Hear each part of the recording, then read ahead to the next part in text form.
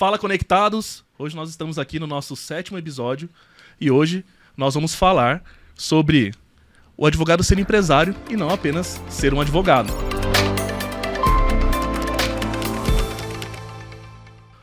Bom, hoje eu tenho 2 convidados aqui de peso, né? O Pedrão e o Rafa, que são grandes amigos meu também. Tive o prazer de conhecer esse ano vocês, né? Através mesmo de um cliente em comum que nós temos, né? Sim. E hoje, assim, com muito prazer que eu trago vocês aqui para contar um pouco da história de vocês, primeiramente, para se apresentarem, e depois, em seguida, para vocês contarem aí um pouco da história da Santos e Resende. Então, Pedrão, se quiser continuar aí, já começar, fica à vontade. Obrigado por ter convidado a gente aqui para participar do seu podcast. É uma honra enorme, né, Rafa? A gente poder cultivar esses frutos aí que a gente está colhendo nas nossas parcerias. Bom, a nossa história, né, tudo começou comigo, com o Rafael, onde a gente viu uma necessidade de trazer um atendimento diferenciado para a advocacia, trazer um atendimento diferenciado para os clientes de escritórios de advocacia, pensando em relacionamento com esses clientes, né? Eu comecei a trabalhando, minha história, né, agora contextualizando para vocês, comecei trabalhando em banco, e em banco eu aprendi muito a questão de relacionamento. E, em paralelo à minha atuação de banco, eu trabalhei bastante nessa questão de relacionamento e trouxe para o Rafael. Rafael, o que a gente pode somar no atendimento com os escritórios de advocacia? O que a gente pode agregar em questão de valores aos clientes de escritório de advocacia? E foi essa parte de relacionamento que a gente cultivou. Tendo um bom relacionamento com esses clientes, a gente conseguiu trazer ótimos resultados, que no fim é isso que importa para o cliente. Legal, top, cara. Bom, eu sou o Rafael, eu sou apaixonado por direito e iniciei a carreira, na verdade, em 2010. Foi quando eu ingressei na faculdade. Logo que eu ingressei na faculdade, eu trabalhei numa grande Big Four. Fiz 4 anos de Big Four, auditorias tributárias, sem entender bem o que é isso, todo um planejamento tributário. Depois daquilo eu segui para escritórios. Aí passei de 2014, que foi na verdade quando eu me formei. E aí eu digo que eu já me formei quase que advogado, porque eu saí da Big Four já querendo advogar. As pessoas elas encontram muita paz em ser CLT e eu encontro muita paz em ser autônomo, por incrível que pareça.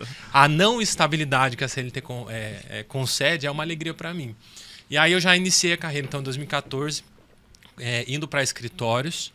Fui para grandes escritórios, tive a felicidade de ter ao longo dos escritórios grandes mentores que me ensinaram muito sobre o direito no dia a dia, atendimento ao cliente, como lidar com o processo, como é que lidar com a paciência no dia a dia, a sabedoria, os altos e baixos. Então isso foi, acho que, me lapidando. Quando foi em 2019, eu, aqui em São José dos Campos, né, que é a região onde nós estamos localizados, eu vi uma grande lacuna, que é essa questão do relacionamento com o cliente e do cliente entender o que é que o advogado de fato está fazendo para ele? Onde é que o advogado de fato está atuando? Qual é a parte do processo que o advogado colocou a mão realmente? A parte que ele terceirizou dentro do escritório? Aquilo que ele realmente se importou com o cliente? Como se importou? E aí conheceu o Pedro, como ele disse, ele vem do banco em si. Pedro cresceu criando um relacionamento com pessoas e eu tinha muito um foco de trabalhar para a questão empresarial. Empreender já era uma raiz minha, mas eu gostaria também de trabalhar para empreendedores. E aí, conversando com o Pedro, papo vai, papo vem, e aí foi muito curioso. Até já vou avançar aqui um pouco, abrir uma história que assim, eu pedi demissão para empreender, aliás, para ir para um emprego. E aí, na transição de 10 dias, foi quando eu resolvi empreender.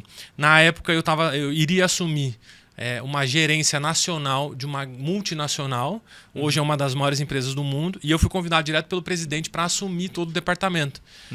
Aí participei do processo seletivo, ok, todo mundo, beleza. Quando me ligaram, contrataram, eu levei os documentos, estava tudo certo para eu ir para essa carreira. Mas aí eu ia voltar para o CLT, aquilo não me agradava.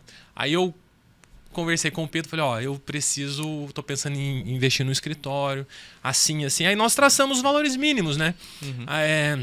Do que a gente esperava, do que a gente queria fazer e tal. Mas, no fundo, a gente só tinha um sonho. Eu acho que a gente não tinha realmente um parâmetro. Onde é que nós iríamos chegar, esse é o padrão de todo empreendedor, né? Na verdade.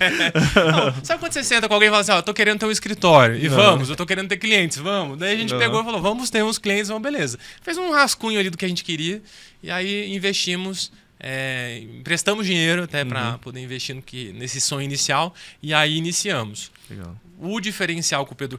nós tínhamos e temos ainda, na verdade, 2 pontos que são essenciais. Exigência técnica. Então, nós temos um programa que mede os nossos ganhos processuais, a nossa entrega no escritório. Isso tem que estar acima, geralmente, de 88%. Legal. Coloca 90%. Então, tem que ter um ganho ali, porque é o ganho de um cliente, é resultado. E o relacionamento, que é essa proximidade. Ligar para o cliente, lidar com ele, o parabéns, sabe, no dia do aniversário, Legal. e se preocupar com os filhos, com as crianças. Então, eu acho que foi mais ou menos isso que nos cruzou. A ideia de prestar um bom serviço nesse sentido. Mas é isso, sou nascido aqui em São José dos Campos, empreendo aqui, não quero sair daqui. Acho que há muita oportunidade no mercado para os advogados. Ao contrário do que muitos advogados dizem, eu acho que há muito mercado para se explorar e há muito mercado para ganhar. Mas eu cruzo com muitos advogados que eu falo que já estão amargos na carreira, né? Que eles falam, não, advocacia não, já era, não sei o quê. Não acreditem nisso. Empreendam, advogados empreendam. Vale muito a pena. Eu falo para vocês que desde criança que eu sempre tive dentro de mim uma vontade de empreender, uma vontade de ser empresário.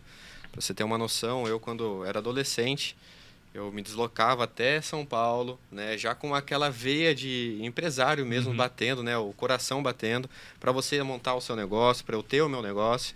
Eu ia até São Paulo, ia lá nas 25 de março da vida, pegava um punhado de camisa e trazia aqui para São José dos Campos e saía, né, Rafa?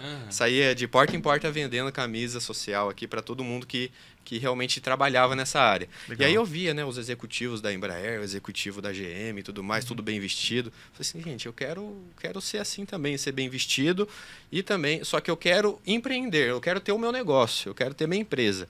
E o que eu precisava fazer, entendeu? E aí eu fiz advocacia, sou um apaixonado por legislação, por realmente direcionamento, estar dentro da legislação. Só que eu queria mais, eu não quero ser só um advogado, eu quero ter a minha empresa de advocacia. E aí sim, dentro dela, criar departamentos que atendem bem os clientes, cultivando relacionamento, cultivando os funcionários que lá estão. Então, de vendedor de camisas a advogado de sucesso. Dá pra fazer um livro, segredos, hein? Quais os segredos, como ele se tornou de vendedor de camisas. Ia lá, trazia tudo, vendia por 300% aí a mais de lucro. Ó, já tava com a margem, já tava boa nessa época. Era ótimo. Mas era muito amador na época, né? Aí, mas foi isso que deu um start, assim, não, eu quero o meu negócio. E aí depois você foi pro banco? Como que foi depois? Aí eu fui pro banco, né, depois. E aí lá eu me profissionalizei mesmo, né? Entendi como é que funcionava, né? A parte de gerenciamento e controle de qualidade. Legal. Aí com isso eu conheci o Rafael, a gente foi estruturando, né?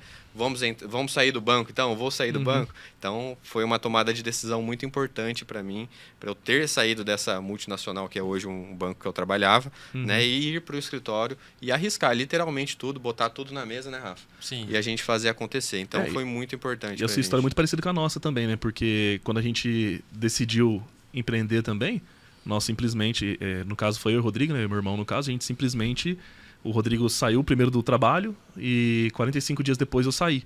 E a gente não tinha nenhum cliente, cara. Tipo, coisa de louco mesmo, entendeu? De maluco. Por exemplo, aí a gente entra naquela questão cultural familiar, né? Por exemplo, meu pai sempre foi um contador que realmente... Ele não chegou a ser um empresário, ele era um contador, a gente estava até falando, um contador aí autônomo, né, que a gente costuma dizer. Sim. Ele entendia que ele tinha que ter os clientinhos ali e talvez ele acabava sofrendo venda, né? Então, quando alguém vinha procurar ele vendia. Quando alguém não vinha procurar ele, beleza. Vou fazer o quê? Vou continuar com os clientes que eu tenho.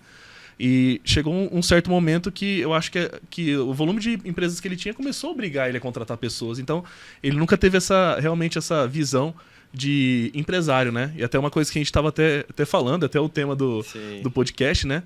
Isso também acontece com o advogado, né? Porque por muitas vezes ele é um advogado, uma pessoa totalmente técnica e um autônomo. Ele não se enxerga, talvez, tendo associados, até mesmo funcionários de funções como, por exemplo, um financeiro, um administrativo.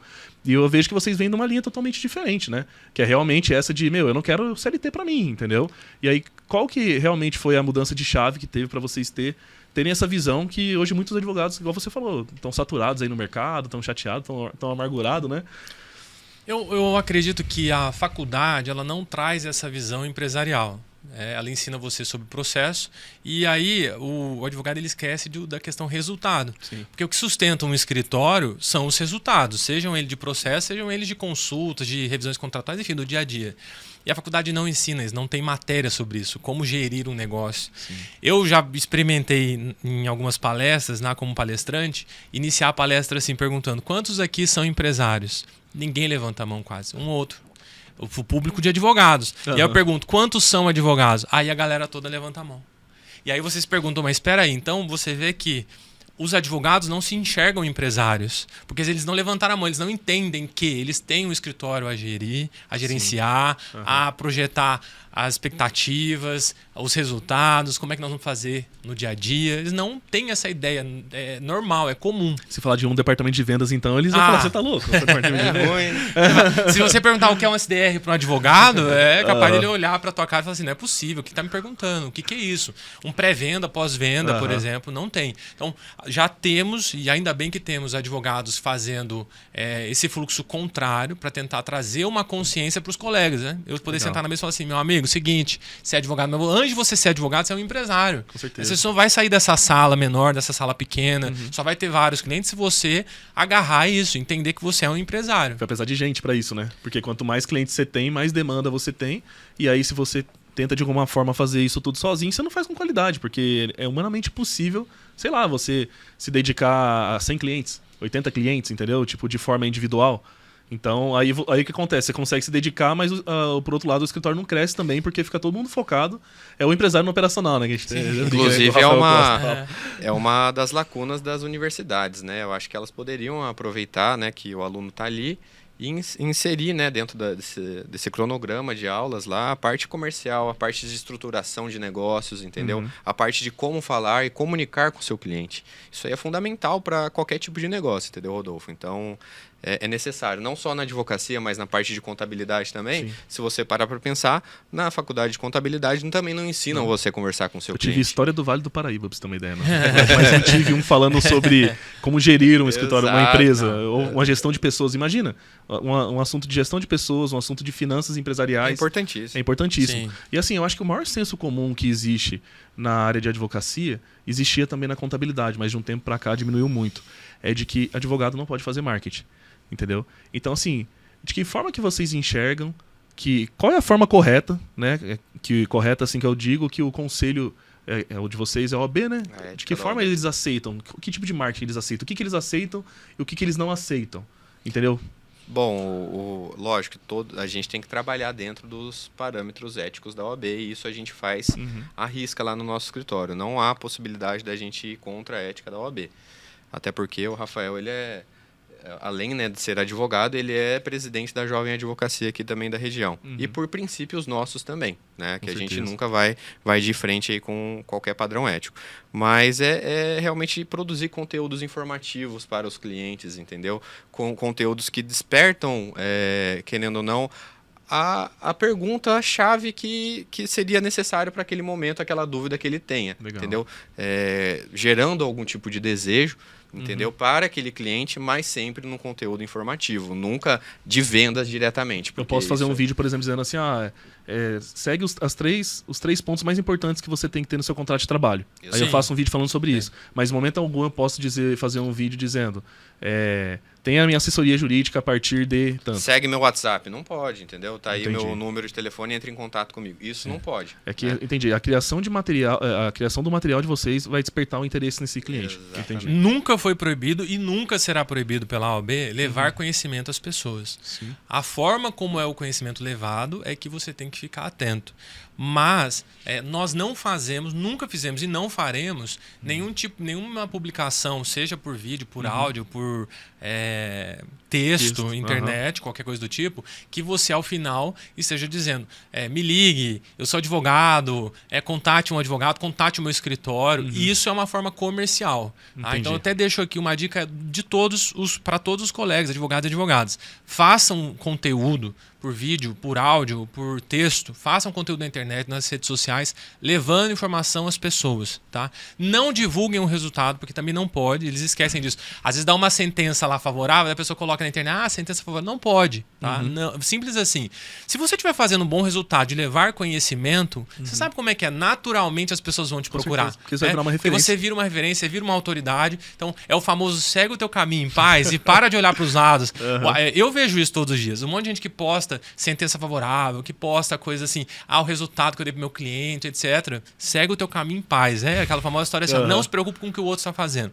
Eticamente, você pode levar conhecimento. Sim. Se você caminhar dessa forma, você não vai ter nenhum problema com a OAB, tanto que nós há anos fazemos e não temos problemas, entende? É uma questão só de observar. Então, não é proibido. E aquilo que não está escrito, o famoso história do que não é proibido, aí avança. No máximo, dentro da OAB, em algum momento você vai ter que explicar e eles vão verificar se aquilo foi bacana, foi dentro da legalidade ou não, né? Então, o que já é proibido, ponto. O que não é proibido, avance. E você vai ter que, dentro de uma coerência, verificar se o órgão permite. Mas eu tenho assim, que os colegas que fazem isso, levar conhecimento, nunca foram incomodados pela OAB e acho que dificilmente serão. Entendi. Bom, eu trago isso porque o pessoal faz um paralelo muito grande com os Estados Unidos, né? Quando você tá indo pra lá, você só vê outdoor de cara falando, olha, você teve um acidente de carro, me ligue, entendeu? Então, Better Call Saul. Exatamente. Divórcio, né? A galera lá quer divorciar, não sei o que, trabalhando no divórcio e tal. Não, isso aí não tem nenhuma relação. Dá pra fazer um bom conteúdo e dá pra aplicar no dia a dia, a OAB jamais vai interromper isso. Entendi, legal. Bom, agora entrando um pouco na parte legal aí, né, do serviço de vocês. Eu acho que um ponto muito importante são contratos, né? Então, assim, o cara começa pequenininho e ele sempre tem aquela percepção que ele não precisa de um advogado. Só que, às vezes, num simples contrato que ele, sei lá, contratou um telefone, já tem ali uma cláusula de fidelidade, já tem várias coisas que ele acha que nunca vai ser utilizado. E ele coloca, às vezes, um produto lá que não dá certo, ele quer cancelar em 2 meses e não consegue. Então, assim, eu entendo que o contrato é um documento para não dar problema. Entendeu? Então, assim, porque a grande maioria dos clientes meus que tem problema é o seguinte, não, mas eu vou entrar na justiça, mas tem contrato? Não tem contrato. Aí eu falo, você não tem contrato, então cada um pode fazer o que quiser. Então é mais ou menos isso. Sim. Então, dentro da expertise que vocês têm hoje, qual que é a importância de um contrato bem redigido, um contrato bem alinhado às partes? Porque, às vezes, também o cara faz um contrato, mas ele nunca lê um contrato pro colaborador dele. E, às vezes, o colaborador também não lê isso. Então, assim, eu acho que é até importante você ir um pouco mais além. Então, assim, você imagina eu como empresário, peço para vocês fazerem um contrato de, sei lá, de prestação de serviço. Quando eu for conversar com o meu prestador, é legal eu conversar sobre o contrato. Porque senão, às vezes, o cara só quer fechar e eu só quero o serviço dele, todo mundo assina e depois que começam os problemas. Então, assim, da experiência que vocês têm aí, qual a importância de um contrato aí muito bem amarrado, né, que a gente costuma dizer? O Pedro eu vou deixar para ele responder isso, mas antes dele responder, eu vou te dizer assim, eu já vou até fazer a pergunta, recebo muito essa pergunta assim, posso buscar, doutor, um contrato pela internet? Minha resposta é pode. Se você quer ter problemas, busque um contrato pela internet. É batata, é feito. Vai buscar um contrato pela internet, vai fazer o pacto lá, aquele genérico. Dali pra frente, meu amigo, vai ser o dobro, o triplo, o quádruplo do que você pagaria por um advogado. É o que eu posso dizer. Porque aquele contrato não foi feito para aquele negócio que em si, né? Não tem nenhuma relação, assim. É trágico, é doído. Pensar que às vezes você economiza um valor X, que seria para um advogado fazer um contrato, e o problema daquele contrato, ele dá 2x, 3x, 5x, 10x, 100x e assim vai adiante.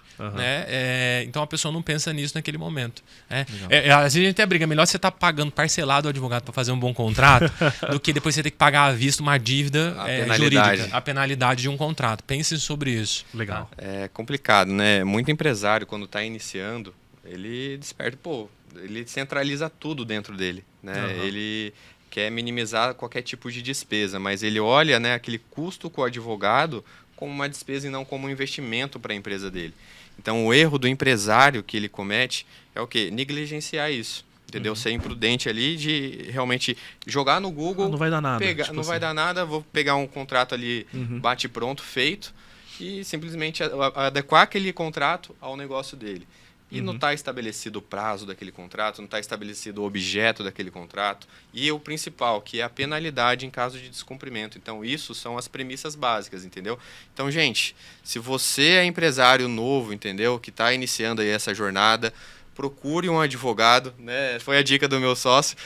Pode captar esse contrato aí pelo Google, mas você vai ter os riscos que ele apontou aqui. Mas se você quer ser mais remediado nessa situação, procure um advogado, entendeu?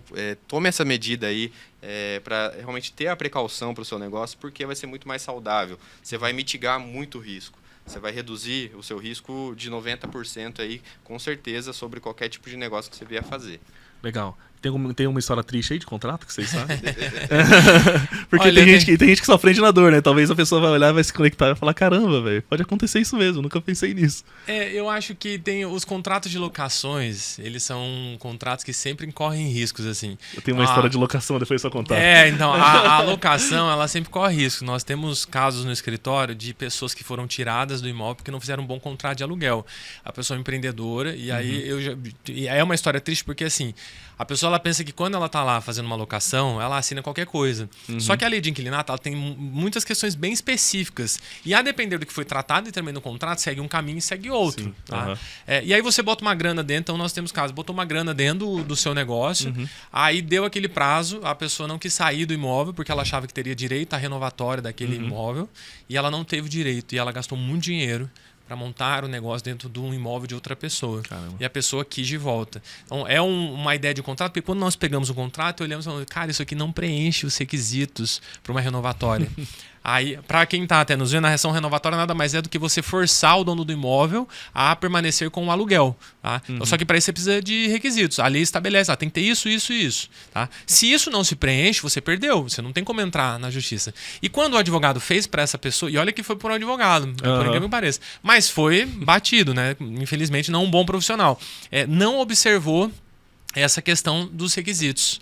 E aí a pessoa investiu uma grande grana, eu ia falar uma palavra que eu não posso. Puta grana. A puta grana, mas ela investiu uma puta grana no negócio dela e aí acabou perdendo o imóvel. E perdeu mesmo, não teve como entrar com a renovatória, não teve como fazer nada, o imóvel foi pedido de volta, todo o dinheiro investido teve que sair, e aí você vê o seu negócio. E aí tem aquela história assim, né? Daí você coloca a placa assim, mudamos para tal lugar. Pô, já acabou, né? Porque a sua carteira de cliente tá ali, o seu negócio tá gerando. Exato, tá gerando ali, já foi divulgado o endereço, enfim, você tem todo um negócio envolvido ali, você muda para outro local, afeta o seu negócio. Aquele rendimento que já está em subida, às vezes ele faz uma queda para depois voltar a subida. Então, por sigilo, nós não podemos falar as pessoas, mas é uma história triste, né? Porque ter que acompanhar esse despejo, né? Ir lá acompanhar a pessoa saindo chorando um dinheiro investido, é uma história triste. Não façam isso. Tá? E até uma ideia que já deixo a dica para um empresário. Se você está investindo para a alocação de um imóvel em que você tem tendência nesse negócio há 5, 10 anos à frente, converse com o advogado para as cláusulas pensando na renovatória. Porque se o proprietário do imóvel ele quiser, na hora que vai vencer lá o contrato, ele quiser de volta, aquelas cláusulas vão te proteger. Entendi. E no caso, assim, por exemplo, vamos dizer que eu tenho um contrato lá de, sei lá, 30 meses. E aí eu vejo a possibilidade de eu investir, sei lá, no imóvel R$200 mil. Mesmo que eu tenha um contrato de 30 meses, eu consigo fazer uma espécie de um aditivo dizendo, como eu vou investir agora, então o meu contrato é o seguinte, em vez de 30 meses eu quero um contrato de 10 anos, e caso eu precise sair antes, porque talvez o cara até vendeu o imóvel, ele precisa me indenizar X. Isso é possível fazer num contrato, em cima de um contrato padrão que você já tem hoje com o cara, né? Sim, você pode. Não apenas esse. Mesmo o aditivo do aditivo você pode fazer também. Né? O aditivo do aditivo para colocar, às vezes, mais valores ali dentro, para diminuir multa. Legal. Então você pode adequar. Porque, na verdade, o contrato em si nada mais é do que a relação entre as partes, formalizada. Nós não temos os costumes como brasileiros a fazermos contrato. Tudo fica no WhatsApp, tudo fica no e-mail, tudo fica no bate-papo ali. Nós não temos costume. Aliás, a gente se sente ofendido. Quando alguém vem falar pra você, acabamos de combinar tal coisa. Exato. Aí, você não confia em mim, pô? Acabamos de combinar tal coisa. Aí a pessoa fala, então depois você me manda um contrato. Contrato? Mas pra que contrato? Pô, a gente é vizinha há tanto tempo, quero te alugar o imóvel lá na praia, né? Final de temporada. Verdade. Aí você, mas é aquela casa lá. Não, mas faz um contrato, entendeu? Então nós nos sentimos ofendidos. Essa cultura tem que mudar. As pessoas têm que entender que um contrato nada mais é do que o estabelecimento da relação, aquilo que nós combinamos. Pra você evitar um desgaste, até perder a amizade com alguém que você tem até uma amizade, né? Exato. Seria mais ou menos isso. Até uma história aqui pra trazer pra vocês sobre a locação. Eu tive um cliente que ele tinha uma casa de 2,5 milhões alugada. E existe uma cláusula dentro do contrato que quando ele fosse fazer a venda dessa casa, ele tinha que oferecer primeiro para quem estava como a preferência para o locatário, né? Acho que é isso, pro locatário. E o que aconteceu? Ele não ofereceu para o cara e chegou no cartório ele não fez o valor da venda no cartório, ele fez o valor abaixo para, sei lá, ter um recolhimento a menos ali de imposto, algo nesse sentido. E o que aconteceu, cara? De forma muito simples. A pessoa pegou a matrícula depois que ele fez a venda, pegou a matrícula do imóvel, Viu a má fé? viu uma má fé lá de falar, peraí, ele vendeu, beleza, mas por quanto que ele vendeu? Por curiosidade, por quanto ele vendeu essa casa? Foi pedir a venda pelo valor que ele vendeu, que é o venal. Aí tava 690 mil Ele foi reais, a obrigado casa, a vender. a casa era de 2 milhões e meio, 3 milhões. A pessoa entrou com uma ação Claro. pra comprar a casa por 690 mil reais. Sim. E o cara ganhou a ação, cara. Não tenho dúvidas, não tenho dúvidas. O cara ganhou porque essa ação. Muita gente faz isso sem pensar nesse detalhe. Aliás, até é curioso, né? Porque esse também é um detalhe que o próprio advogado na venda tinha que ter alertado, né? O cliente, olha, você Sim. não tem direito de preferência no seu contrato de aluguel. Exato. E aí, às vezes, como se diz, acaba passando mesmo Exato, uma Nossa. questão dessa e olha pra você ver o prejuízo que o cliente teve. E aí entra nisso que a gente tá falando, né?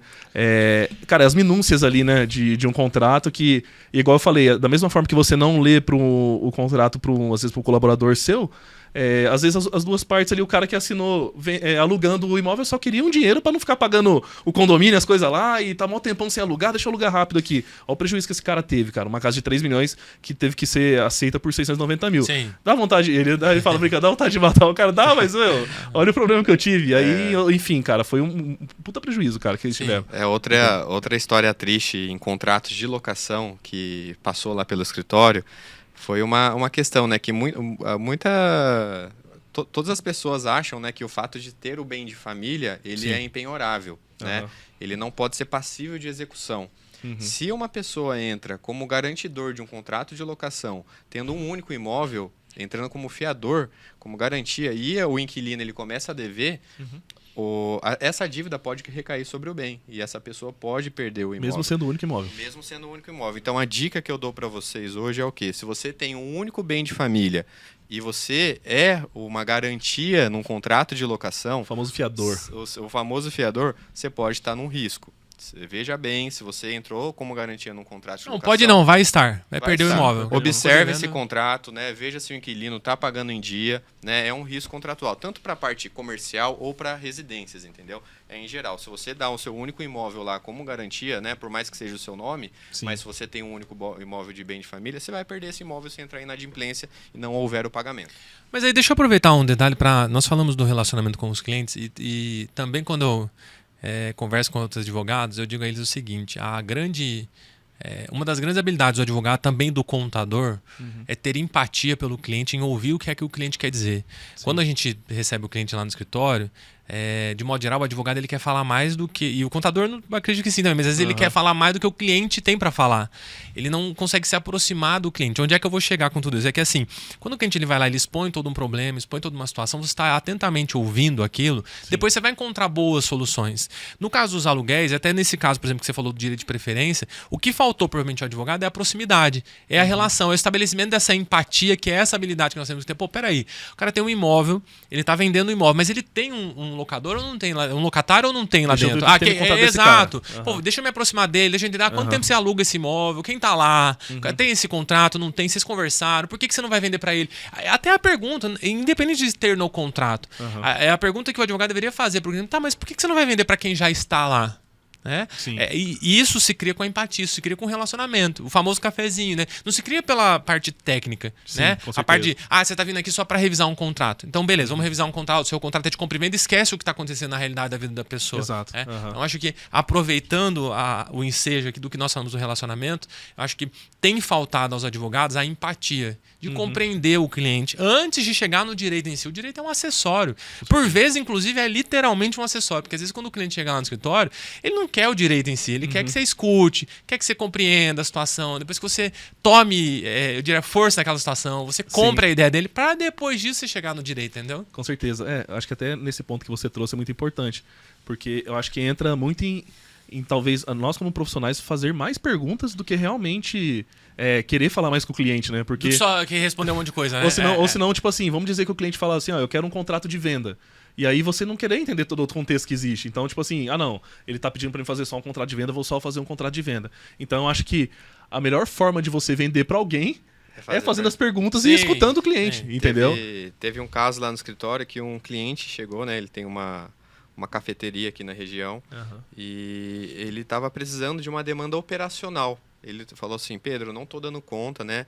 Eu sou um sócio investidor, ele já tinha um outro sócio, ele queria ter mais um outro sócio, um terceiro sócio para poder cuidar do operacional. Sim. E aí entra esse assunto que a gente falou, faça perguntas ao seu cliente. Faz sentido você colocar mais um sócio no seu negócio? Não é melhor você contratar um gerente operacional? Entendeu? Aí sim, né? Nessas perguntas evita, né? Você colocar uma terceira pessoa que vai totalmente de frente, às vezes, com a cultura da sua empresa, que só vai dar embate, sendo que é mais fácil você contratar alguém, entendeu? Para deixar lá no operacional. É que a galera quer a bala de prata, né? Que é tipo assim, isso, quem vai chegar lá e vai resolver os problemas dele, né? Isso me lembrou também sobre a hold, né? Hoje em dia vende-se muito, está vendendo-se muito que constituir hold é a saída para um monte de coisa, né? Proteção, lucratividade, enfim. É até isso, a pergunta é essa sempre, né? Devo constituir uma hold? Você coloca no Google lá, um monte de gente procura. Mas você sabe quando os clientes chegam no escritório, eu deixo eles falar, eles contam, eu pesquisei a holding para mim, doutor vai servir para isso, beleza. Mas aí antes de tudo isso, a primeira pergunta é, o que é que você quer com a holding? Onde é que você quer chegar? Porque, por vezes, não faz sentido. Quando a pessoa responde aquilo, que é de uma forma muito simples. Você já vem ver que já constitui sua holding como cliente. Ok, beleza. Mas onde é que você quer chegar? Para eu ter a ideia se vai fazer sentido para você ter uma holding. É essa a parte. Que cai nisso que a gente tá falando de empatia. É que o cara escuta no churrasco, acha bonito o nome. Exato. E aí ele quer abrir. É isso que acontece. Eu quero uma holding também. E eu costumo dizer, cara, que holding é o quê, né? Você pensa comigo, né? Você tem um carro blindado, correto? Então o carro blindado, ele não tá lá para dizer que qualquer tipo de problema que você vai ter, ele vai te salvar. Mas ele é uma blindagem que vai te ajudar a ter, como se diz, você vai ter um risco menor de, sei lá, o cara chegar com uma pistola, dar um tiro, não vai acontecer nada. Mas se estiver no Rio de Janeiro, o cara tiver com um fuzil, a blindagem não vai segurar. Então o que a gente costuma dizer? Holding não tem essa questão de blindagem patrimonial, isso não existe. Holding realmente eu entendo que é mais uma questão de organização, entendeu? E aí o pessoal vem muito nessa ideia de tipo assim, quero abrir uma holding porque amanhã se eu enfiar o pé na jaca lá, a holding vai me proteger. Mas não funciona assim. E aí entra nisso que vocês estão falando. Se você trabalhar só pelo dinheiro também, você abre a holding pro cara, não vai ter solução nenhuma, e aí tem a grande chance de alguém chegar lá na frente e falar mal do seu trabalho, porque você nunca deveria ter uma holding.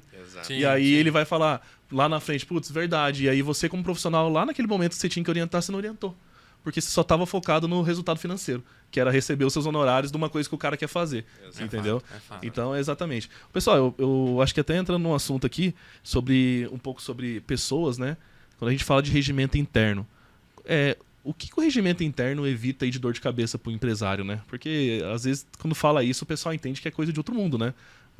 E aí tem gente que entra no Google também, pega um pronto e faz o regimento interno da empresa dele.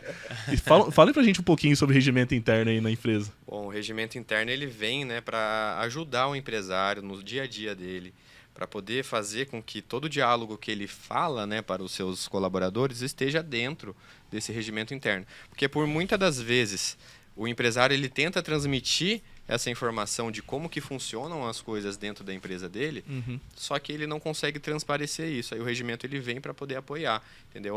Aqui a gente usa uniforme, aqui a gente respeita o horário, aqui não pode usar celular. Então todas essas regras que não estão dentro do contrato de trabalho estão dentro do regimento interno. Isso aí ajuda o empresário a criar a sua cultura organizacional, entendeu, da empresa, para poder realmente otimizar todas as operações que lá ele consegue fazer. Esse é um documento oficial que eu consigo ter base para, por exemplo, aplicar uma advertência, esse tipo de coisa, né? Porque, por exemplo, se eu falar para você que não pode mexer no celular, sei lá, um dia na integração e nunca mais, você nunca assinou isso, fica até estranho de alguma forma, sei lá, eu depois de diversas advertências, sei lá, aplicar uma justa causa. Entendeu? Sim. Então, eu acho que entra exatamente nisso. O regimento é para dizer, olha aqui, você está ciente porque você assinou e a gente conversou sobre isso. É mais ou menos isso mesmo? Exatamente. A CLT, para a questão de advertência e suspensões, ela já coloca lá quais são as penalidades que podem ser aplicadas. Mas, assim, eu vou voltar no assunto da empatia, porque o fato de nós nos tornarmos empresários nos deixa mais empático com os empresários na gestão de pessoas. Eu tô cansado mesmo de encontrar empresário com medo de fazer... Eu tô olhando aqui para a galera, para assim, eu tô cansado de encontrar empresário com medo de fazer regimento interno em empresa, com medo de justiça do trabalho, com medo de, o empregado tem um monte de direito, eu não tenho nenhum. Por que empregado tem um monte de direito? Porque você foi um advogado ruim, essa é a verdade, né? Ele não fez um regimento interno com baliza jurídica, baseado em lei, baseado em regras coerentes. Nós não temos como fazer um regimento interno que é preconceituoso, que é racista, entende? É óbvio que não, né? Eu não vou colocar no regimento interno assim, aqui não contratamos mulheres grávidas. Gente, isso não tem sentido nenhum. Entende? Nós vamos colocar um regimento interno que é plausível. Por exemplo, nós temos um cliente que ele tem uma rede de restaurantes. E aí ele tem no regimento interno que as pessoas da cozinha, em especial quem está no fogão, quem está lavando as louças, etc., não usa celular. Tem coerência, entende? Não faz sentido nenhum uma pessoa que está 8 horas na frente do fogo ali, do forno, ficar mexendo no celular. Agora, a pessoa que é uma atendente desse mesmo restaurante, às vezes ela está lá fora, no atendimento, ela recebe as reservas, por exemplo, pelo telefone celular. Faz sentido ela não ter celular? Não. É uma ocasião diferente, não faz sentido ela não ter. Então, o regimento interno, ele é para adequar aquela relação de trabalho. Aquela relação clara, objetiva, né? Os concurseiros, eles usam muito o método de repetição. Aquilo que você vai fazendo toda semana até que você decore, até que você aprenda sobre aquilo. Regimento interno é por repetição. Você acabou de dizer, integração de empregados. Como é? Você vai sentar com o empregado, vai dizer a ele, aqui dentro nós fazemos assim, assim e assim. Entendeu? Na outra semana, pessoal, integração de novo. Aqui dentro nós fazemos assim, assim e assim. E aquilo de modo repetitivo. Tá? Até que aquilo se torne um hábito. Tornando-se um hábito, você não vai ter problemas, desde que uma regra esteja clara, né? Eu, por exemplo, tenho lá no escritório, eu vou dar um exemplo disso, que eu tenho letra específica nas minhas peças processuais. Quando as pessoas entram lá no escritório para trabalhar na equipe, o tamanho é 13 da letra, o tamanho não é 12, o tamanho não é 14, o tamanho é 13. E aí, por várias vezes a revisão, as pessoas pensam, mas só você dar um Ctrl+T e colocar 13. Não. Aqui dentro usamos tamanho... Aliás, colocar 13. Aqui dentro nós usamos tamanho 13. Então, se veio 12, quem fez 12 vai ter que voltar, vai ter que fazer o 13. Porque eu estou dizendo que é 13. É o regimento da minha empresa. Né? E certeza. Assim adiante. Então, eu repito, empresários, não tenham medo de fazer regimentos internos. Façam, sejam claros, objetivos dentro do regimento e aquilo tem que fazer sentido. Fez sentido, aquilo tem que ser treinado. Foi treinado, todo mundo se adequou, virou um hábito. Se tiver coerência, eu tenho certeza que na Justiça do Trabalho você não vai pagar dano moral, não vai pagar assédio moral, né? Você vai ter essa oportunidade. Vai estar amparado.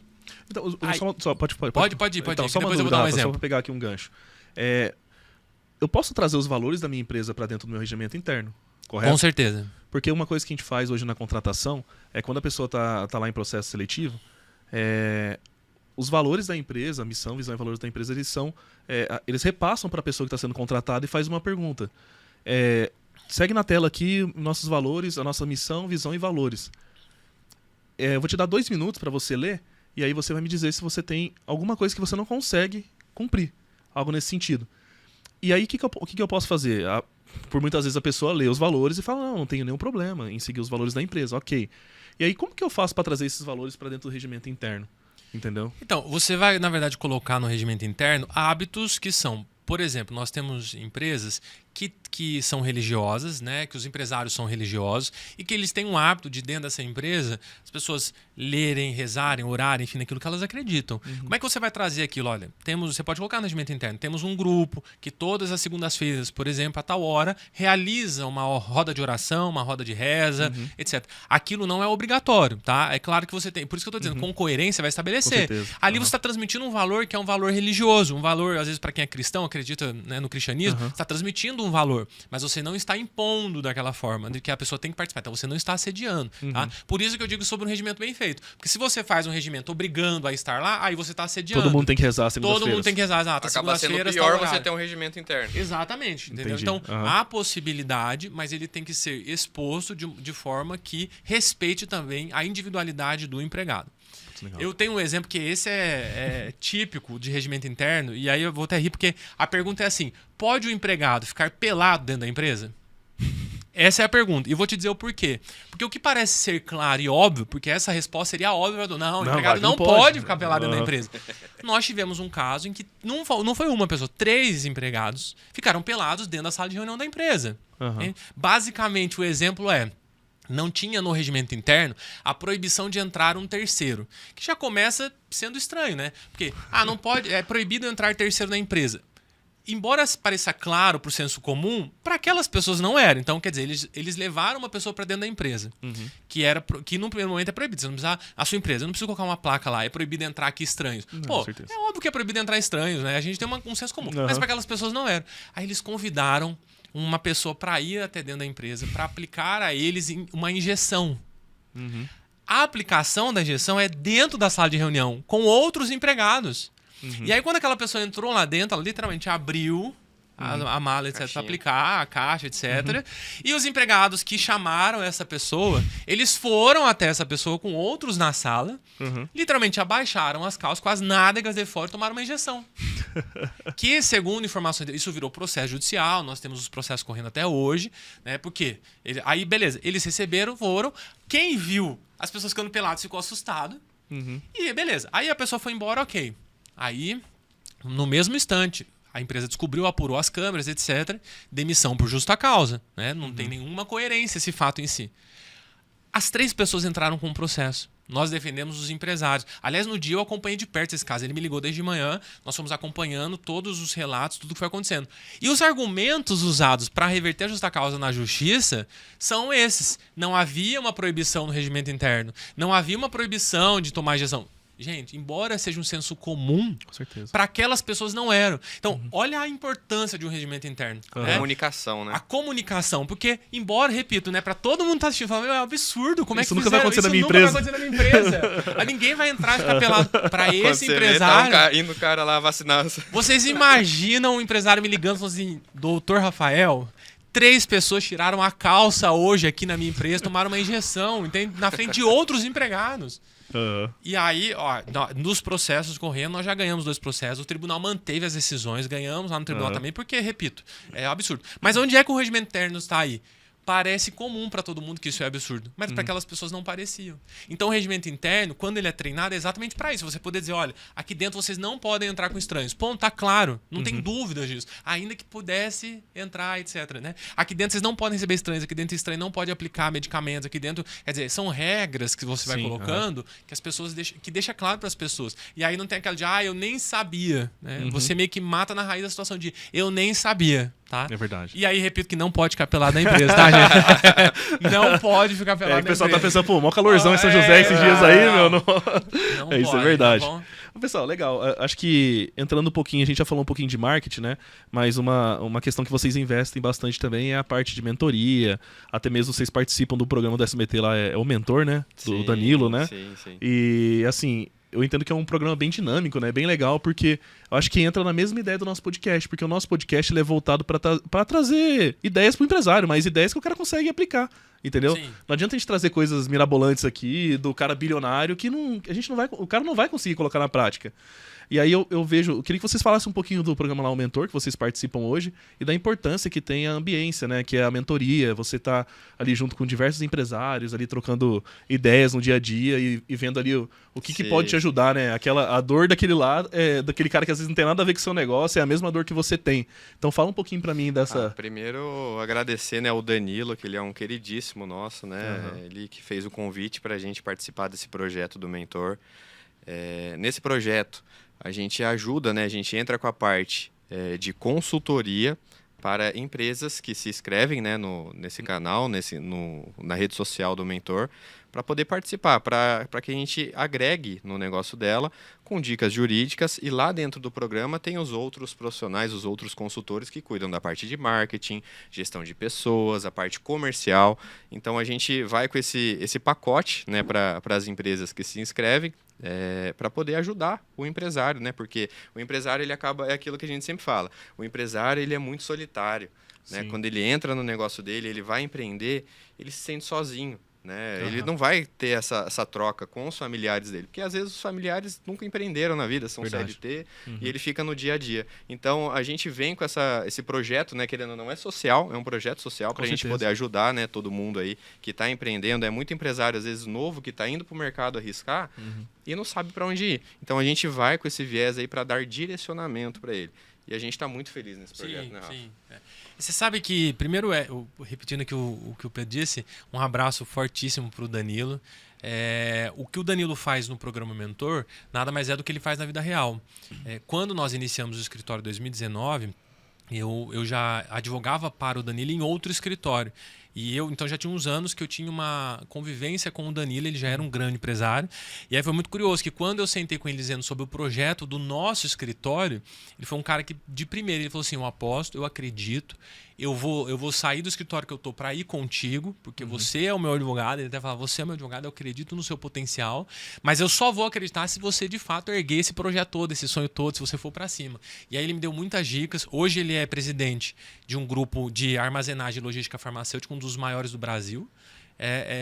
Ele coordena tudo, então ele é um mentor nosso, e o que ele faz no programa, que é essa mentoria a pequeníssimos empresários que ele estão, ele literalmente, além do trabalho social, é o que ele faz no dia a dia, é o que ele fez com a gente no escritório, que ele faz com outras pessoas que nós conhecemos. Então ele é uma pessoa que faz isso, e aí entrando nessa parte, também é outro agradecimento nessa questão de mentoria. Eu acho que o mentor, além dele ter um pouco mais de experiência, ele é alguém que está olhando de fora. Às vezes aquela angústia que você está sentindo quando você compartilha com o mentor, e aí acho que até na mesa aqui eu aproveito para mandar um abraço para o Rafael Costa, que nós compartilhamos mentor, né? o grande mentor que ele é para nós. Nós temos um divisor de águas no escritório, eu falo antes do Rafael Costa e depois do Rafael Costa. Um forte abraço para você, meu amigo. Você sabe o quanto você agrega para o nosso escritório todos os dias. Já convidei, mas tá difícil a agenda do cara. É importante, né? Mas nós não temos dúvida de que ele já é um grande mentor para muita gente, mas que ele vai ser com certeza um dos maiores do Brasil, quiçá do mundo. Com certeza. Porque é um grande treinador, mas por causa dessa escutativa. Ele tem uma escutativa para quem está ali, rapidamente ele saca o que está acontecendo. E uma simplicidade para transmitir para você Exato. o que ele quer transmitir. Quantas vezes nós sentamos com ele ali no papel e ele diz, então, qual é a importância da mentoria? E voltando ao que nós estamos dizendo, a pessoa externamente, ela te dá pontualmente algumas dicas, ela não vai lá no teu negócio, ela não vai colocar a mão na massa por você, não vai. Mas nem é essa a ideia da mentoria. Sim. A ideia da mentoria é fazer você ter as percepções, os insights necessários. Você refletir sobre o que a pessoa está trazendo, né? Exatamente. Eu tenho exemplos, eu falo bastante, né? Se eu deixar, eu vou falando, né, Pedro? Se você quiser, você me corta. Senão você já sabe, já é sócio há alguns bons anos, né? Mas eu tenho um exemplo muito, muito nítido, assim. Eu não tenho carreira de familiares advogados. Eu comecei escritório como o Pedro do zero. Nós começamos do zero. O que a gente projeta até hoje, eu falo que assim, a caminhada do escritório, ela foi mais assertiva do que errônea. Por isso é que nós estamos dando certo, né? Então, nós acertamos mais do que erramos. Mas não deixamos de errar. Aliás, todos os advogados estão assistindo. Vocês vão errar em processo porque eu erro em processo. Vocês vão errar na gestão porque eu erro em gestão. Você erra com toda certeza em gestão. Faz parte do dia a dia. Só que é isso. Você tem que potencializar o que você é bom, né? Tentar minimizar aquilo que você é ruim e você vai tocando o barco. E aí, nesta caminhada de erros e acertos, a gente vai construindo. E aí eu recebo muito de advogados novos objeções assim, eu não consigo cliente, eu não consigo lidar com o cliente no dia a dia, eu não consigo fidelizar clientes, etc. São objeções naturais. E aí eu dou um exemplo muito simples que é assim, vai receber um cliente? Vou. Você tem escritório? Não, não tenho. Então, meu amigo, é o seguinte, você vai receber um cliente que você não tem, você vai inventar para ele que você quer almoçar com ele. Pô, eu quero almoçar contigo. Você vai receber o cara num restaurante, no almoço. Olha, tal dia eu vou estar almoçando, sei não, de perto da sua casa. Vamos almoçar no restaurante e tal? Aí você vai lá, almoça, o cara já agenda a reunião. Você não tem onde atender, tá ótimo. Tem um monte de gente que não tem. Aí você agenda a reunião. Só que aí, meu amigo, antes de você ir a esse almoço, no dia anterior você vai passar nesse restaurante. Você vai passar lá, você vai ver onde é que é a melhor cadeira para você sentar. Onde que tem mais silêncio naquele restaurante para você conversar? Onde as pessoas passam menos? Aí você vai sentar com o cliente lá. Qual é a posição que você vai olhar no olho dele, que não vai te distrair, que não vai distrair ele? Entende? Isso numa padaria, a mesma coisa. Aí, mas eu não tenho dinheiro para fidelizar meu cliente. Então é o seguinte, você compra um sonho de valsa. Escreve num bilhete assim, foi um prazer atendê-lo hoje. Espero que a nossa parceria seja frutífera. Gente, um sonho de valsa. Eu tô dando dicas aqui que são gratuitas. Qualquer um pode... Aí você vai marcar com o cliente, ele vai lá. Aí você vai pegar na mão dele, você vai olhar no olho dele, vai chamar ele pelo nome. Você vai dar ao final esse sonho de valsa. Eu garanto que com o tempo e fazendo isso, você vai fidelizando clientes. E qual é a importância da ambiência? Para captar cliente, inclusive.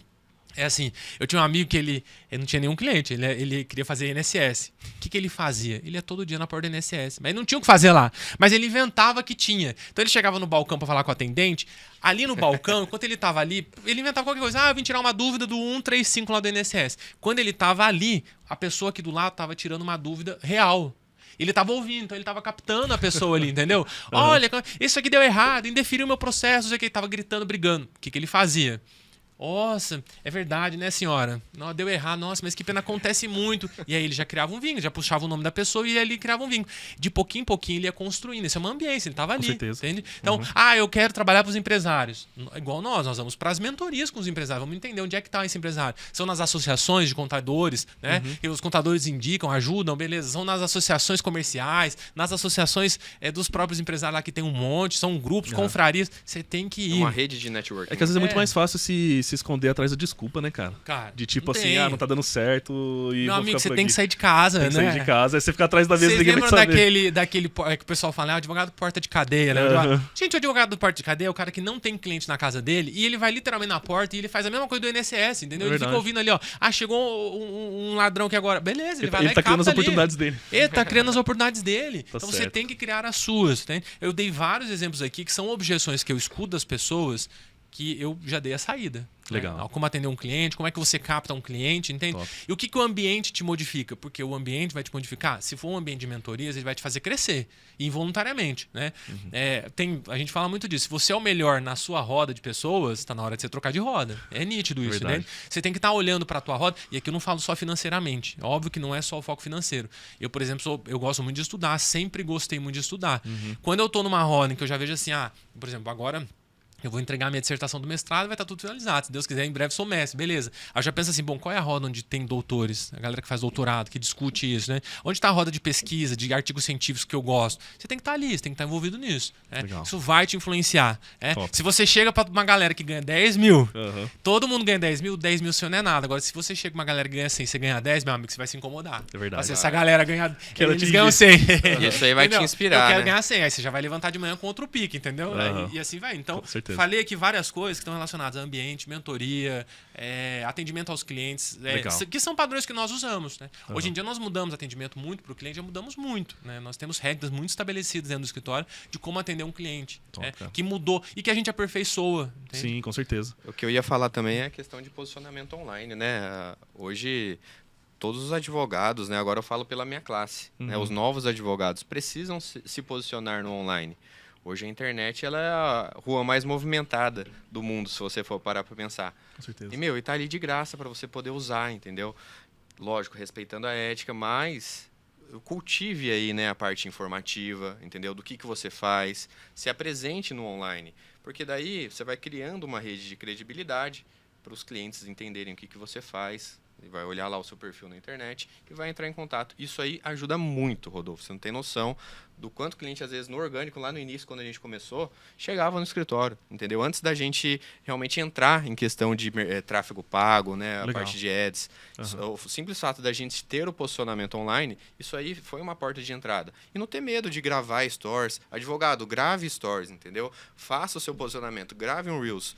E não fique preocupado com, não, meu bigode está meio errado, meu dente tá meio, não tá branco, né? e tudo Aquilo mais. só dura 24 horas, gente. Ninguém tá nem aí depois de 24 horas, já veio outra notícia, já aconteceu outra história. Ninguém lembra mais, né? Ninguém lembra mais. Não, Isso é top. vai e poste, entendeu? Se posicione, porque eu tenho certeza que você vai colher fruto sobre isso. Você quer falar do cheiro do escritório?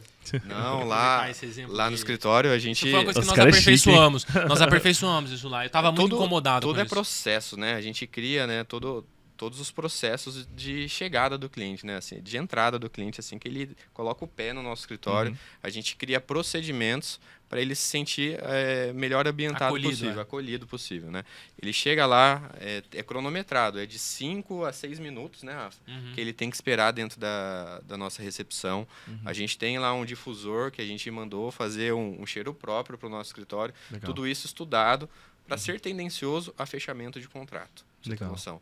Então, tudo é venda. Com né? certeza. A gente Nosso aprendeu mentor. isso com Sabe o que o nosso acontece? mentor. Eu tava um dia pensando assim, eu acredito muito nessa questão dos cheiros, aí um dia eu tava pensando nisso. Eu falei assim, pô, o cliente chega muito estressado no escritório de advocacia. Ninguém chega lá para convidar a gente para um churrasco. Né? A galera chegam ali para falar de problema, pra falar o que tá acontecendo na vida delas. E eu tô ali para ouvi-las. Eu diria, a minha profissão. Eu sou apaixonado nisso. Mas aí eu me incomodei. Daí eu falei com o Pedro assim, não, nós vamos ter que criar um jeito dessas pessoas se apaziguarem, né? Elas ficarem mais tranquilas, elas ficarem mais relaxadas. Por dois motivos. Primeiro, pela própria venda, mas antes da própria venda, pelo motivo da pessoa se sentir confortável com o advogado. Eu confio em você. Eu tô Legal. aqui, eu acredito que você pode me dar alguma solução. Exatamente. Então, esse tempo que elas ficam, daí nós criamos um cheiro pro escritório, né, que é um cheiro que mentalmente relaxa. Então, a pessoa ela fica ali mexendo no celular, ela já tá sentindo o cheiro, ela acha que não, né? Aham. Então, não é proposital o atraso de 5 minutos, 10 minutos que a gente deixa lá na recepção, é porque ela já entra mais calma. Entendi. Aquilo já Legal. relaxou mentalmente, já liberou nos neurônios a toda uma relação. Então, nós somos em busca disso, fiz estudos científicos, fui atrás de estudos científicos para ir de empresa para fazer isso. Beleza, a pessoa agora já entra assim. Quando é o contrário, que a pessoa entra acelerar, a gente se perde. Acontece, né? Às vezes, é o que a gente falou, você tem que treinar a sua equipe para ela cumprir o procedimento, mas já aconteceu daquele procedimento ser cumprido. Você percebe uma diferença, a pessoa já entra mais agitada, quando ela entra direto, sabe? Manda vir essa pessoa, aí ela já entra. Muda aquilo. Tem que né? dar uma travadinha. Legal, né? cara. Exato, Pessoal, top então. Obrigado pela presença de vocês aí. Vou fazer um encerramento aqui. Acho que, assim, os insights que vocês trouxeram, muitos insights são da área de direito, né? Mas não deixa de ser um insight para o empresário. Com Já certeza. parou para pensar? Então, quando a gente está falando de um cheiro específico que tem na recepção, a gente está falando da experiência do cliente. Sim, entendeu? sim. Do cliente que está entrando na sua empresa. Então, conectados, aqui tem mais um aqui. A gente está chegando ao nosso encerramento do nosso 7º episódio. E eu queria agradecer a presença do Rafael, advogado, e também do Pedro, Obrigado, que trouxe aí diversos insights. E a nossa intenção realmente é essa, pessoal, trazer insights aqui diretos que o cara consegue realmente colocar isso para aplicar, porque volta naquilo que a gente está falando, não adianta trazer coisas de outro mundo aqui e o pessoal não conseguir É aplicar. um simples bem feito ali que se você faz, vai dar resultado. Vai dar resultado, beleza? Obrigado e nos siga nas redes sociais. Nosso Instagram é @GenerConnect. Espero vocês na próxima. Até mais. Obrigado, valeu. Obrigado, Valeu, gente. tchau, tchau.